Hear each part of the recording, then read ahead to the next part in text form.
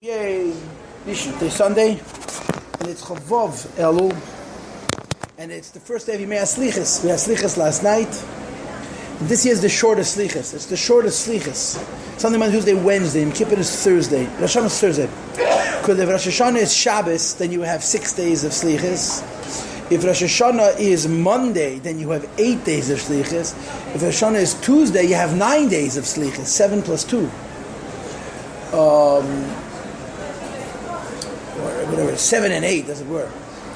But this year, it's the shortest possible slichas. So the Rebbe would always find a way of looking at it. That every Rosh Hashanah preparation of Rosh Hashanah has 2 aspects. One aspect has to do with doing tshuva. The other aspect has to do with being mekabel pnei hamelech. So when you have a shorter slichas, it's a siman that there's less to do tshuva for, and there's more kabbalah pnei hamelech. That's what the Rebbe would say it. Zicher. No one doesn't talk about this stuff.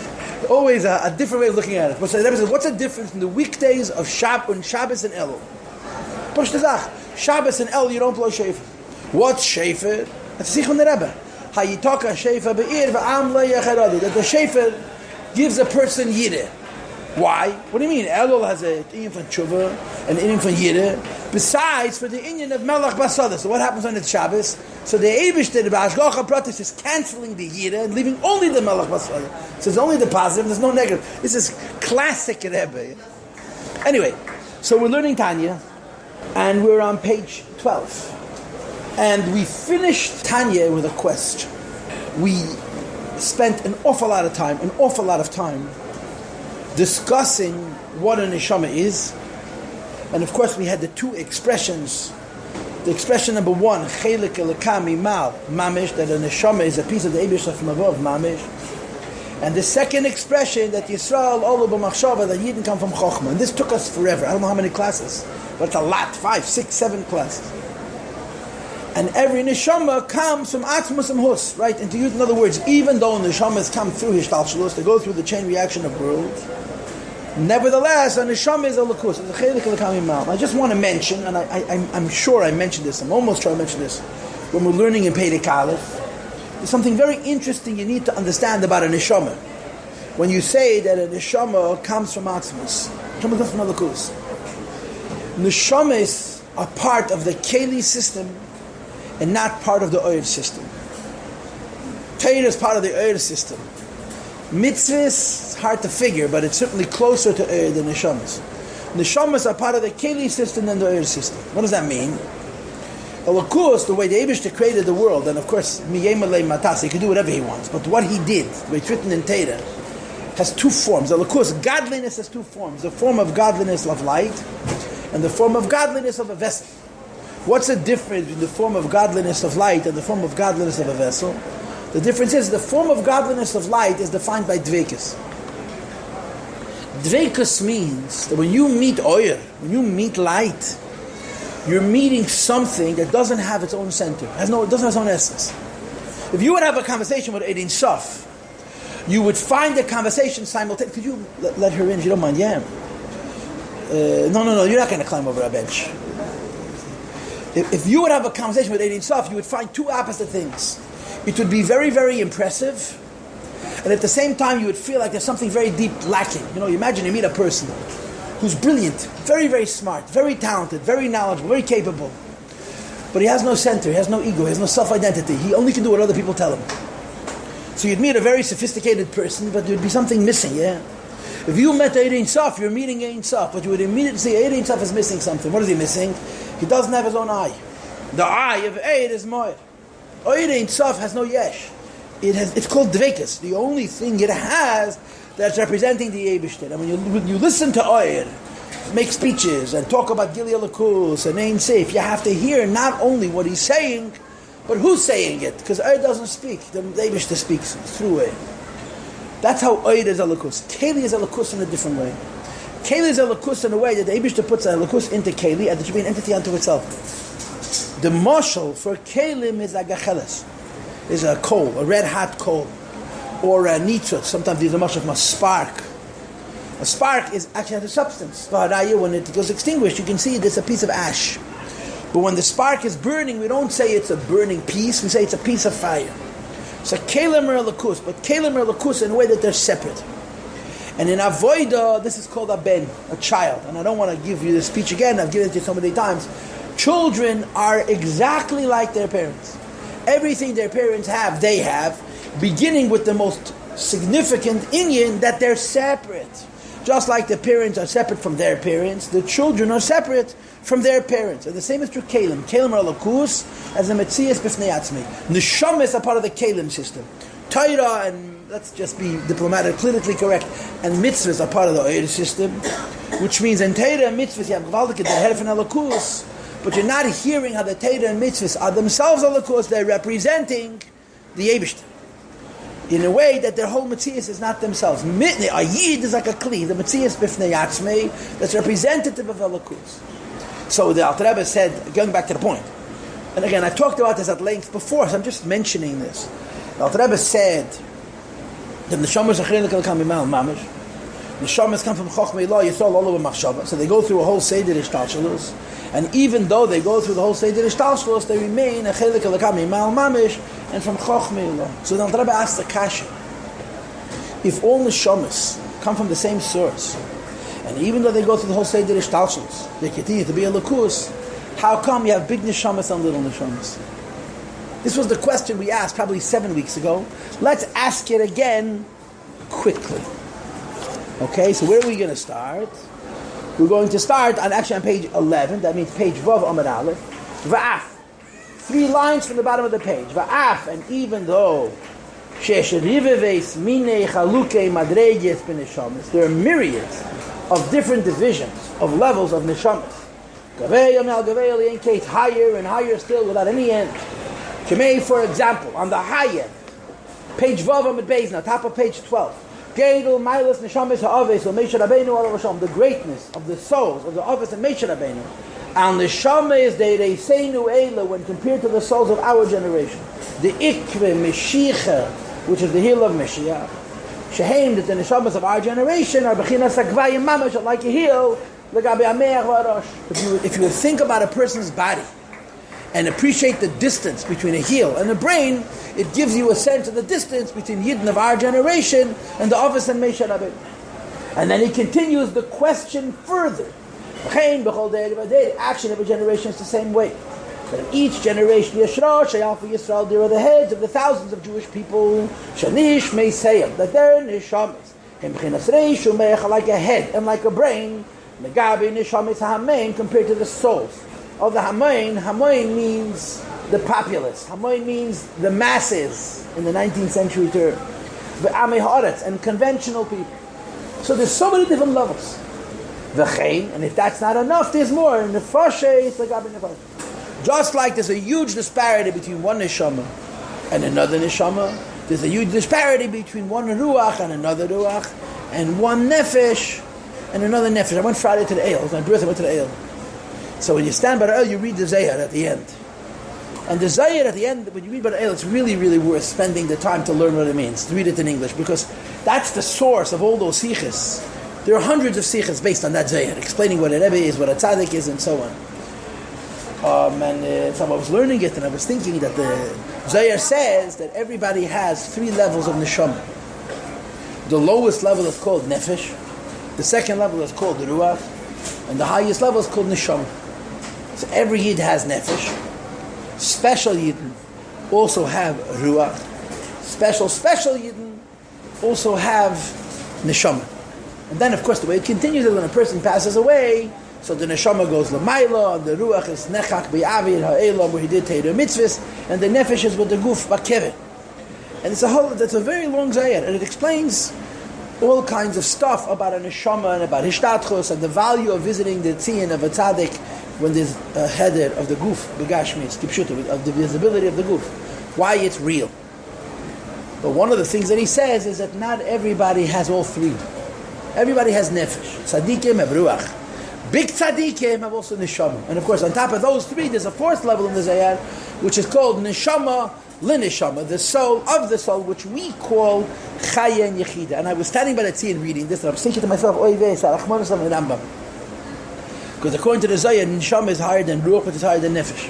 The Rambam writes that nefesh and ruach, this is the neshama that's unique to people, different than animals.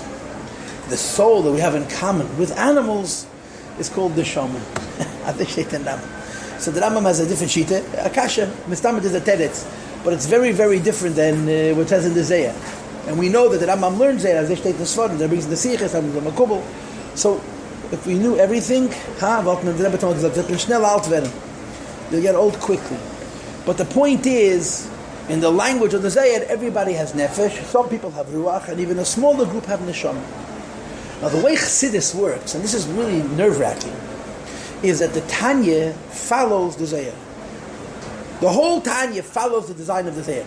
You never, I don't think ever, have in Tanya the words Chaya and Yechida. Never. The Alter Rebbe doesn't use the words Chaya Yechida B'chlal. When he wants to talk about Makifim of the Neshama, he calls them Chochmah, Chochmah Shebenefesh. He doesn't use the words Chaya Yechida at all. And he also gives it the distinct sense that he's going in this form that a Yid has only Nefesh. A Tzaddik has Ruach. A big Tzaddik has Neshama. This is how the Tanya is written. Why is this a problem? Because all the Maimorim, including the Maimorim of the Alter Rebbe, go in a different shita. The Tanya says, like the Zayah, that you have a Nefesh, and if you're Zayah, you have Ruach, and if you're Zayah, you have Neshama. The Maimorim go, I guess the way to put it is in the language of the Kisvei Arizim, Kabbalah's for them, that everybody has all 5 levels, Nefesh, Ruach, Neshama, Chaya, Yechida. So it gets very confusing. And you have to just know, it's different languages. It's not different ideas. It's andere Sprachen. It's different languages. In the Tanya, the Alter Rebbe follows the Zayah. In the Maimonides Chassidus, they follow again. I don't know this. I'm not enough of a maven, but as an Am Haaretz, speaking to Amei Haaretz, parenthesis, bracket. I got in the mail on Thursday the new video for this coming month of the Gem. And one of the things that is in the video is a meeting between the Rebbe and President Shazar. 2 meetings between the Rebbe and President Shazar. And it's a splicing together of 2 different times that Shazar and the Rebbe had the same conversation. When Shazar says to the Rebbe that the Russians are starting to come out of Russia, and his expression was that in Gerei Samaratzim, they're terribly, terribly ignorant, but they're such good Jews. The expression that he uses, Naya Dor, there's a new generation, and this new generation is so ignorant it's mind-boggling. And if he had only appreciated the fact that he shares some of the responsibility for this Dor of Amaratzim, because they created a new religion called Zionism. But in other words, the Zionists could not have imagined where their ideas would have brought. There was a famous Zionist intellectual who said, we wanted to create a generation of Apakursim, and we created a generation of Burim, of nobodies, of numbskulls, of nobody homniks. So he tells the Rebbe of Gei Samaratz. So the Rebbe says the Shver, Medefirike didn't like the term Amaroretz, he liked the term Ish Poshet. So he says to the Rebbe in Yiddish, he has a special Yiddish, it's a old, real Yiddish, so much to the effect that he's becoming a fan of the Anashim Pshutim. He wants to be himself an Ish Poshet. Then in the same clip you hear the same conversation, but it's like 6-7 years later, where he again tells the Rebbe that they're coming to Yisrael in droves, the early 70s, and they're Gerei Samaratzim, very ignorant. And the Rebbe again tells him that the Rebbe the Shver didn't like the Lashon Amaratzim, he used to lose the Lashon Ish Poshet. And then the second time the Rebbe adds, und fragt Meisev sein, as the Pshitas von Ish Poshet, they're lying in Pshitas from the Meibish. The Frierdiker Rebbe used to add that the Pshitas, the simplicity, the plainness of a simple Jew, touches, reaches, inspires, accesses the Pshitas from Ish Poshet. Anyway, so here we're Noshim Pshutim, Ish Poshet talking to Noshim Pshutas B'Yisrael, Nish Kefela. So for us, this is good enough. Yeah, that the Tanya speaks the language of the Zayah, my modern speak the language of the Arizal, but I may be wrong. So don't get confused. The bottom line is we have a kasha. So he says, the same is true, one nefesh compared to another nefesh. You call nefesh klula, mi nefesh, ruach, and neshama. Everybody's neshama has 3 levels.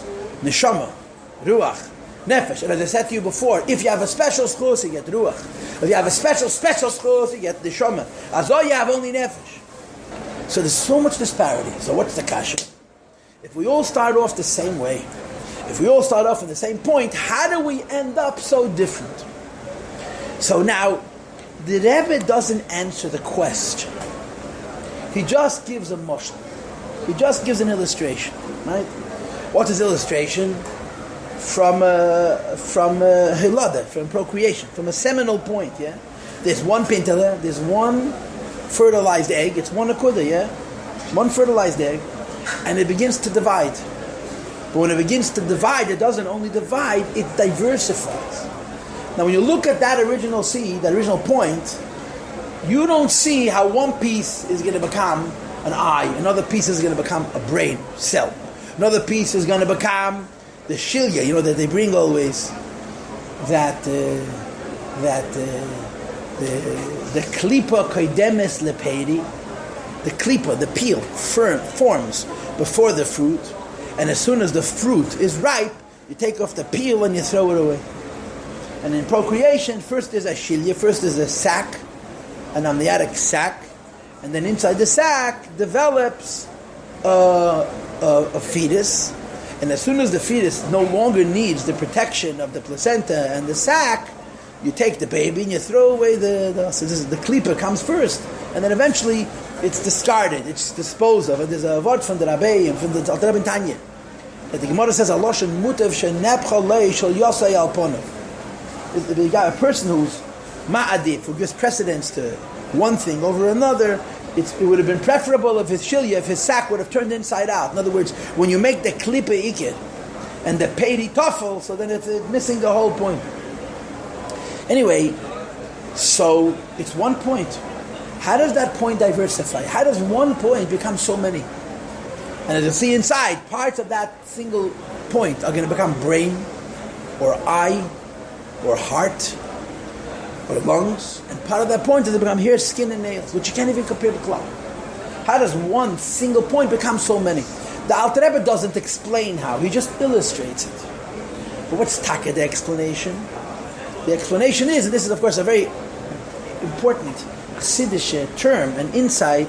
The explanation is a word which is used in Maimonides Chassidus, especially in the Rebbe Rashab's Maimorim and in the later Maimorim, kavona. Kavona. Two people do exactly the same act, but have different intentions.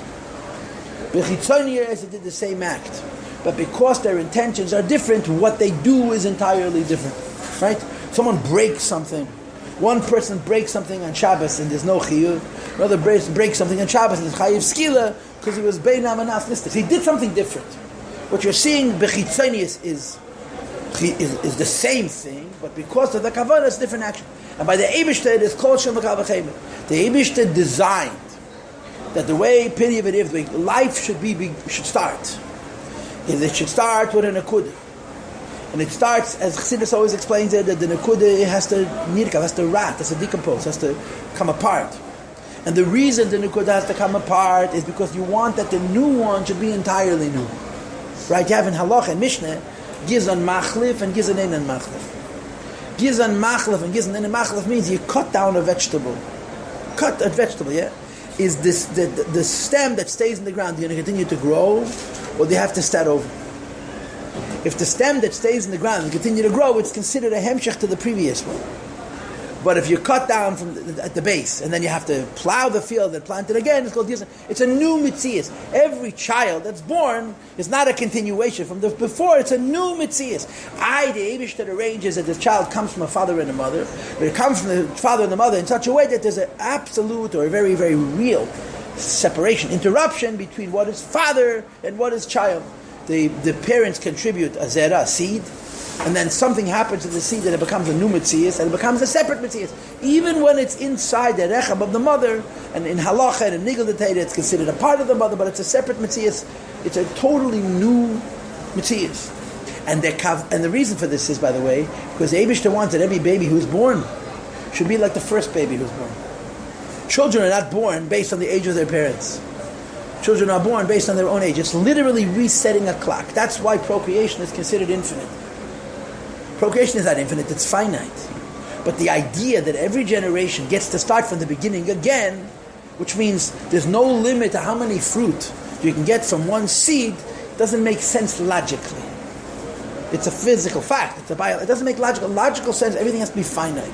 Finite means it has to run out. The idea that a seed could never run out, keep on creating means it's an infinity. The way the infinity shows itself is that it keeps on resetting. Every generation starts from the beginning again. Anyway, this one seed becomes a baby. Why? Because the Eibishter wanted. That's why. That's what the Eibishter wanted. In other words, every scientist can tell you the process. How it divides and it divides and it divides. I mean, the biggest part of the process is the idea that you have a seed, of a man and you have a seed of a woman, and then they become half. Every one of those seeds become a half. Right? You have 42 chromosomes, and then it becomes 21, and 21, this happens only in the way the Eibush has made the human cell. Every human cell has the genetic code, DNA code. Yeah, it's 42 chromosomes. In procreation, what happens is the father contributes 21, the mother contributes 21 more, and they join to become a new set of 42 chromosomes. So it's not a complete, there's words for this. I don't know the fancy words. I can't remember them at the moment. But a scientist can see the whole process. So it's Chassidus, it says this is a mashal for Yesh Miyai. In Chassidus, they bring this as a do. They always say it's only a mashal, it's not precise, but it's the closest thing to Yesh Miyai. And when the child forms, and God forbid that there's an extra chromosome, or 43 chromosomes, that's a terrible, terrible, terrible illness, which you cannot cure. Why? Because you have trillions of cells. Every cell has that one extra chromosome. It's not like you can go open up the motherboard and fix it. This is the motherboard. I say the Eibush made things. So the Eibush made the world. Anyway, so when a child is born, it's a whole new Metzias. It's ganz nanaya Metzias. How does one become many? So again, the scientist explains to you the steps, but why it works. Why does it work? How does it happen? Why does it work? And the answer is the Eibush wanted. Of course, they explain it naturally, right? When something happens over and over again, it's a natural phenomenon. Your common sense says it shouldn't happen over again, but it happens in the human species billions of times at this stage, billions of times in a generation, billions. Talk about other animals and insects. It's unbelievable the number of new living creatures that are born every single year. So it's natural, it happens over and over again. Each time it happens, it's hepech hasechel. It shouldn't happen. Why does it happen? Because Eibush wants it to happen. Why does it work? Because Eibush is kavana. Eibush made a kavana that one should become many. So this is the pnimius of the word. A child is made of one seed, and that seed is a simple nakuda, and it's going to multiply. It's become 2, it's going to become 4, it's going to become 8, it's going to become 16, it's going to become 32, and 64, and so on and so forth. And then at a certain point, in addition to multiplying, it's going to begin diversifying. Some are going to become this, and some are going to become that. And of course, if we knew the miracle of the creation of new life, we would appreciate that the fact that the Rubam Kekulam, the vast majority of children who are born healthy, is such a ness. It's such a ness. It's so many things could go wrong. Not so many, 200 or 300, millions of things. And the Rubam Kekulam, a baby is born normal. Mamish ha-nes min ha-shamayim. It's such a ness. The miracle is so staggering that we can't even appreciate the ness. I have a former friend, who was a medical doctor, and he had nothing to do with child rearing. He was a doctor in a different field. When his wife was pregnant, he was mensch. I don't understand you. He says, you don't understand. I know how many things can go wrong. Du verstehst nicht. There's thousands, literally millions of things. And then a woman gets pregnant, and she carries the baby 9 months, and the baby is born, and no one thinks anything of it. It's mamish nissen and flois, half of a fella. It's a mamish, a miracle from the Meibish. Anyway, but the reason one becomes many, but not stam many different types, you don't see it in the physical seed. You can't look at the zera and the first point and see this piece of this seed is going to become the placenta, this amniotic sac. This piece of this seed is going to become the placenta. This piece of this seed is going to become the skin, the hair, the nails. And this piece of the seed is going to become the brain. It's completely hiyuli. It's totally invisible. So why does it happen? If you're not, in other words, physically there's no evidence. Why does it form? So it happens. So if it happens, then it must make sense. It doesn't make sense. I don't understand the process, but I know the process. I can watch it happen. But why it works? It's a nest. It's a nest in the Meibish. And again, the Chassidish word that represents it is the word kavana. You have it against the Kedesh Siman Hey. In the 5th letter in Tanya, the Rebbe talks about sound. Sound. The person making sounds. And he says, we have 5 sources of sound. You have the throat, you have the palate, which is the top of the mouth, you have the tongue, you have the teeth, and you have the lips. So you can look at a person mouthing a word and know what sound he's going to make. He uses his lips. You know he's not making a gimel. Because a gimel you make with your palate, not with your lips. He's making a dalid or a lamed, yeah. But each one of these 5 mitzvahs produces a few sounds, right? The throat produces an aleph, and a ches, and a hey, and an ayin. From here, from the garden. So what physical distinction is there between using the throat to produce an aleph, or using the throat to produce a ches, or using the throat to produce a hey, or using the throat to produce an ayin? The difference between using the throat to say an aleph, or using the teeth, to say whatever it is, a nun, is obvious. You're using a different part of the plumbing. So you're having a physical distinction in the action. But the difference in an aleph and an ayin, aleph and a ches and a hey, come from that. What's the difference? So the Alter Rebbe says there is no physical difference. There's nothing physiologically different about the production of this sound and the production of this sound. The whole difference is in the kavanah. In other words, you're making a sound that's coming from the exact same place that was designed to make these various different sounds. So how come when I say a ches comes out, not an aleph? And when I say a gimel comes out, and not a chveis and devos, whatever else comes, a yud or a chaf or a kuf, that come from the palate? The answer is because the neshama affects the physiological process has a limit. And there's a certain point at which the neshama is the reason the physiological process in one case comes out like an aleph, in another case comes out like a ches, in the third case comes out like a hey, in the fourth case comes out like an ayin. So the name from kavanah is ruchni, is in the gashmi is the world. So it's making sounds meichatesa, but in having babies, it's a meshkola, The reason one becomes many, and it's Baruch Hashem, one head, not two heads, and one heart and not two hearts, and one set of lungs and not two sets of lungs, and 2 hands and not 3 hands, v'chuli, is velazei vil der Eibishter. In the physical seed, you don't see this. That's the kavanah der Eibishter. This is the Havana. And the same is true with neshamas. Neshamas are compared to the development of a fetus. So the Eibishter's kavanah is, this is what you have to add. The Eibishter's kavanah is that although they all start off the same, they're going to manifest very differently.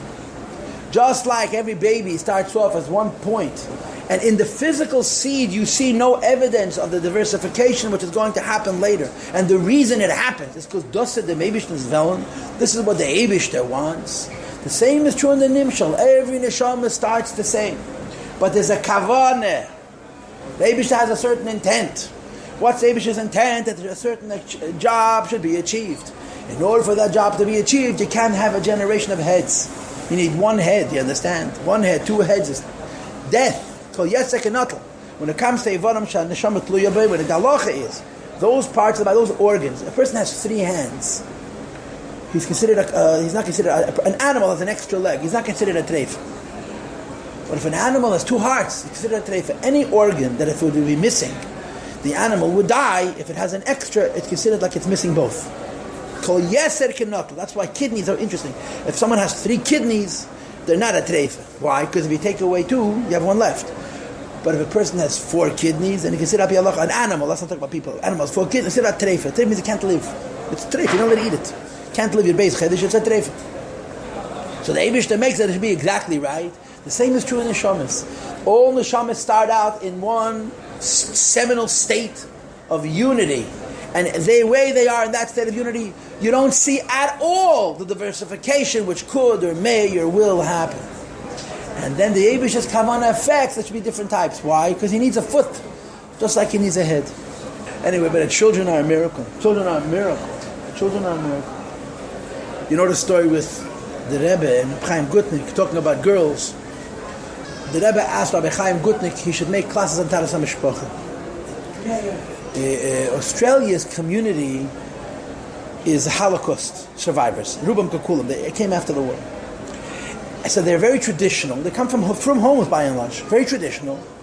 But they're very set in their ways. They don't bother me next. What I do, and I keep kosher. They go to Shul Rosh Hashanah, but what they don't do... I remember I was sitting on a plane with a Yid from Australia, and he took a tray for meals. I said, listen, why don't you take my kosher meal? So he took it, ate both. And I feel nicht verstanden. He didn't even understand why I offered him my meal. I offered my meal, so he ate 2 meals. I wasn't going to eat my food. So I offered him my meal. So he ate the treifa meal and the kosher. And he had Pashat no hergish. We talked for a long time about his family and his one relative who always makes the Pesach Seder and the Friday night. But they're very, very stuck. They don't want to change. And they big these shuls, like not like in America. There's no reform. It's all Orthodox, but the shul is Orthodox, and the people are whatever they want to be. They marry goyim sometimes.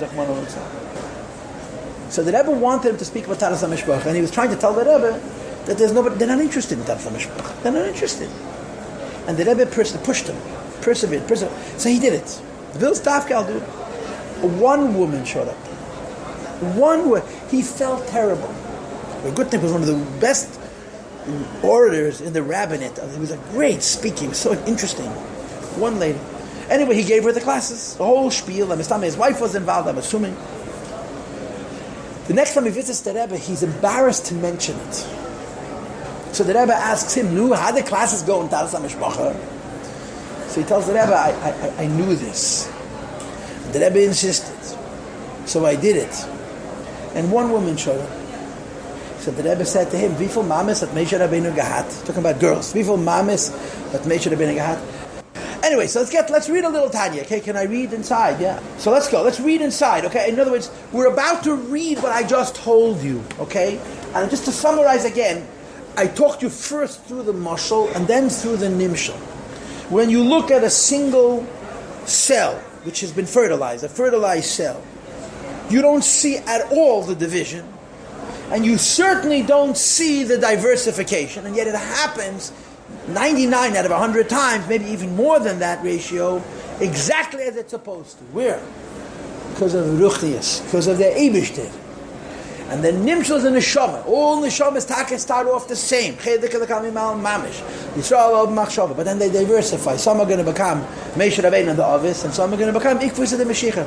Why? Kavaneh. There ain't no accents. Azayah, the Eibishter Givol. This was the intent. So let's read. It says the Rebbe, Mikol Mokai. Nevertheless. And nevertheless means, in spite of the degree of diversification, some become big and some become little. You should know that Shade is called Nefesh Ruch and Neshama, the root of every one of these nefashos, every one of these ruchas, and every one of these neshamas. Kulam, each of them. Merish, Kol HaMadrega, that say Kol Dargim, from the highest of all levels to the lowest of all levels. Amalu, Bashbuguf, Amei Ha'aretz, V'Kalcha, the kalam which is enclosed in the body of Amaratzim. What's Amaratzim? And Noshim Pshutim was they're lying in Pshutas Ha'atzmat, yeah? V'Kalcha, V'Kalam, and a careless, a callous, a cold yid. You should know that Nimshach Me'ech Elyon, it continues to be drawing from the supernal mind, from the brain of the Eibush, so to speak, Shi Chochmei Lo, which is Chochma Batzilis. So the Alter Rebbe sort of skips a step. He says they all start off the same, and then they diversify. And we don't know how and why the diversification happens. So I'm telling you, so to speak, what Alter Rebbe is thinking. I'm sort of speaking in what's missing in the text, Klayocha. That this Eibush is Kavana, the Eibush wanted that there should be a diversification. And Alter Rebbe says, you should know, after all the diversification and the production of a neshama, which is the lowest of the low, it's still the same neshama. You know what the lowest of the low is? This is something you see in our generation. I think this is what separates my generation from the next generation. You have children, and the children I'm talking now, I teach them, teenagers, young adults, in their teens and their 20s. They may do the right things. They may do wrong things. But they have no guilt. They just don't have conscience. We were afraid of being punished. We just had a sense this is right and this is wrong. You watch the next generation. That's why for them you have to explain everything. And everything has to be positively motivated. Because they push it, they don't care. They just don't care. And I think it's the madrega of the neshama. I don't think this is only explicable based on bad chinuch or exposure to friends or exposure to community or exposure to the world. I think that children don't have a certain, you want to call it guilt, They just don't care. They'll do Torah mitzvahs, but if they do Torah mitzvahs, it's not because of guilt. It's just not going to work. It's because it means something to them. They appreciate it. They value it.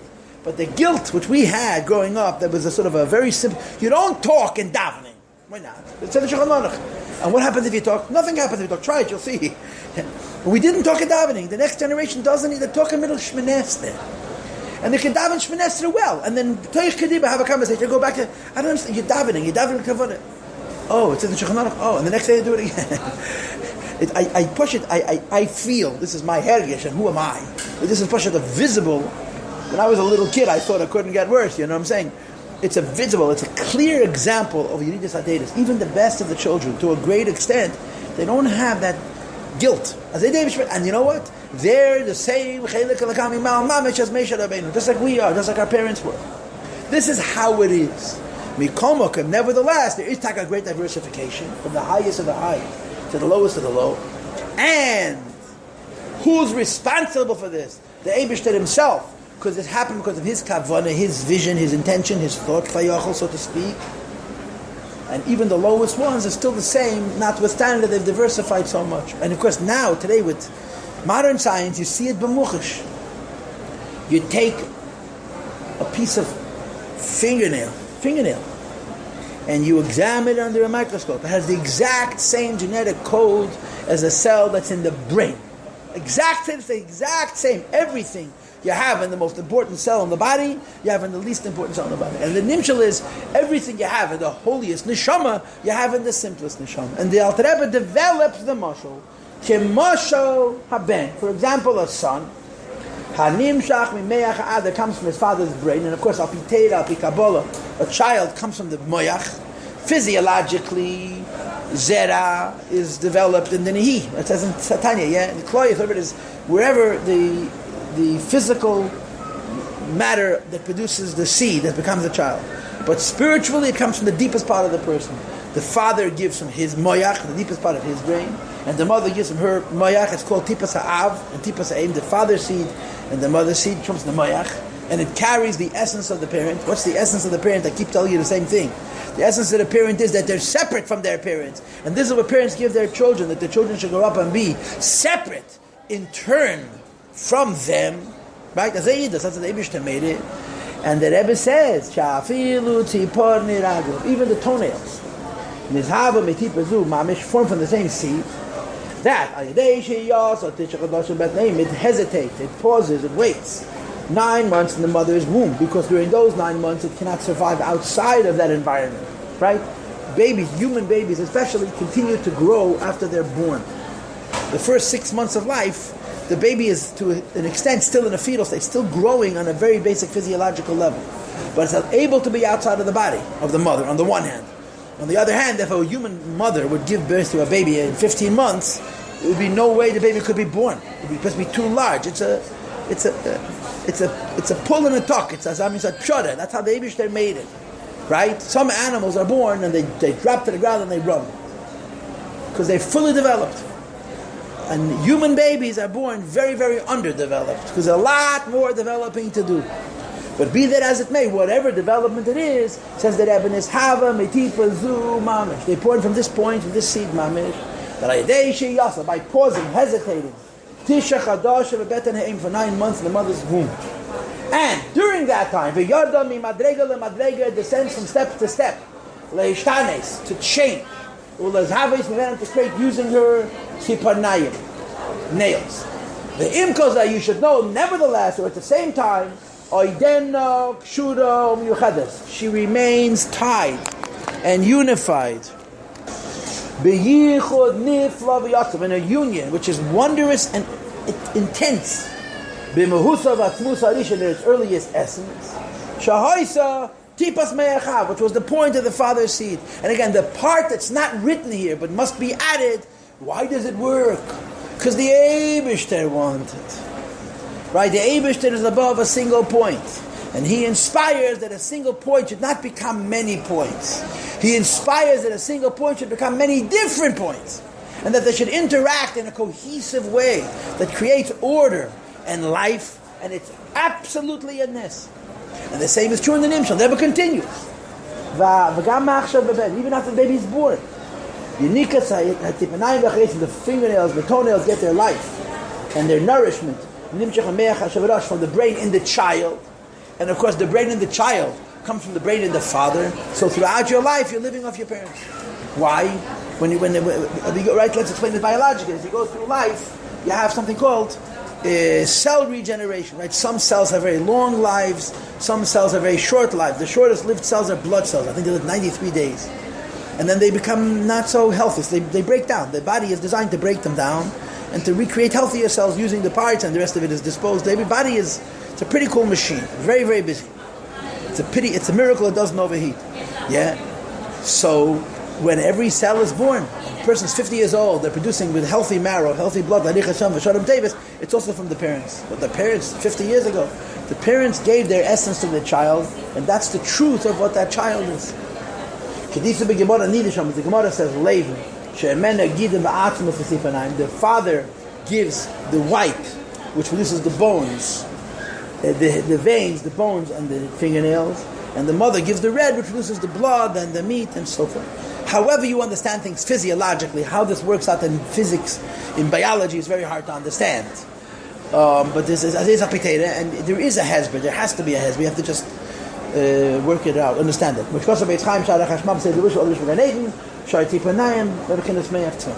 the Alter Rebbe says, when you understand the process of the development of a baby from a single seminal point, and again, it works not because you see in that point the process, but because there's something you don't see in that point, which is the will of the Creator, that it should develop this way. The same is true, Klayachol, so to speak, b'sheidish kol ha-nefesh ruach ha-neshama shel kolos Yisrael l'mayla. Every nefesh and every ruach and every neshama of every Jew and of the collective Jew, all of us as one, as we are l'mayla, that we start out as one, and b'iridosei mi madrega l'madrega, as we descend from step to step, al yedei hishtalshos ha'elam v'sabyas, of the chain reaction of worlds, atzilus, bria, yitzira, asiyah. And of course, in the Lashon HaChasidus, it's a chelik and a kami mal mamish. In the Lashon HaKabbalah, it comes from Chochmah. So he says, "Me Chochmah yizbarach." From the Chochmah, the Eibush Tekediksiv, as the pasuk says, "Kulam beChochmah sisa." It all begins in Chochmah Elah. So Takeh is Havam Imenu. It creates an incredible diversity of souls. Nefesh, Ruach, and Neshama. Shalom Haaretz B'chos Yerech. You don't only have other Menishas. You don't only have Avraham Avinu. You have also Pasha to mention, Zakta the Rebbe, Ve'im nevertheless,